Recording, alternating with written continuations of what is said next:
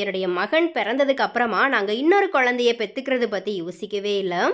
ஏன்னா எங்களுடைய முழு அன்பும் அவனுக்கு கிடைக்கணும் அப்படிங்கிற மாதிரியா தான் நாங்கள் யோசித்து அந்த முடிவை எடுத்திருந்தோம். ஆனால் அவன் வளர்ந்ததுக்கு அப்புறமா அடிக்கடி எனக்கு ஒரு தங்கச்சியோ இல்லை தம்பியோ இல்லையே அப்படிங்கிற மாதிரியா சொல்லிக்கிட்டே இருப்பான். அவனோட ஏக்கம் எங்களுக்கு புரிய ஆரம்பிச்சுது. அதனால் இன்னொரு குழந்தை பிறந்தா அதை அவன் எப்படி எடுத்துக்குவான் அப்படிங்கிற மாதிரியா நாங்கள் யோசிச்சுக்கிட்டே இருந்தோம். ஆனால் அவன் என்னுடைய மகளை அவ்வளோ அன்பாக பார்த்துக்கிறான். அவன் தான் இப்போது என்னுடைய மகளுக்கு அம்மாவாகவும் அப்பாவாகவும் இருக்கிறான். அதனால் நாங்கள் எல்லார்கிட்டேயுமே சொல்லிக்கிறது ஒரே விஷயந்தான். தயவு செஞ்சு யாரும் ஒரே குழந்தையோட நிப்பாட்டிடாதீங்க.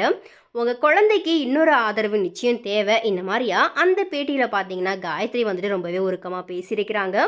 அதோட காயத்ரியினுடைய பிறந்த நாளில் தான் காயத்ரியினுடைய மகளுமே இப்போ பிறந்திருக்கிறாங்க. ஸோ இதுவுமே பார்த்தீங்கன்னா அவங்களுக்கு ஒரு இன்னொரு ஆசீர்வாதமாக வந்துட்டு அவங்க நினச்சி ரொம்பவே ஹாப்பியாக இருக்கிறாங்க.